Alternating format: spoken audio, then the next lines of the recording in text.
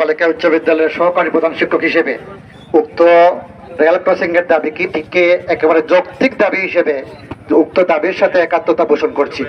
কারণ হচ্ছে অত্র পশ্চিমাঞ্চলে 8টা গ্রাম রয়েছে।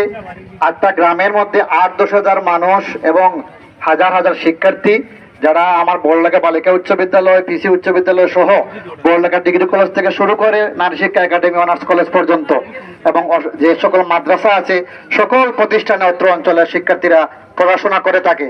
যদি এখানে রেল ক্রসিংটা দেয়া না হয় তাহলে অত্র অঞ্চলের শিক্ষার্থীরা প্রায় 2 কিলোমিটার ঘুরে আমাদের বিদ্যালয়ে আসতে হবে। তখন আমরা যথাযথ সময়ে ক্লাস শুরু করা কষ্টকর হয়ে পড়বে। বিদায় আমি অত্র এলাকার যে দাবি, যেটা এই দাবিটাকে আবারও একাত্মতা পোষণ করছি এবং সম্মানিত কর্তৃপক্ষের দৃষ্টি আকর্ষণ করছি যে এই দাবিটাকে অতি বিলম্বে এই দাবিটা যাতে মেনে নেওয়া হয়, যাতে রেল চালু হচ্ছে জনগণের সেবার জন্য। আর যদি ওই পশ্চিমাঞ্চলের মানুষদেরকে যদি কষ্ট দেওয়া হয় তাহলে এই সেবা পর্যায়ে পড়বে না বলে আমার বিশ্বাস। সবাইকে ধন্যবাদ।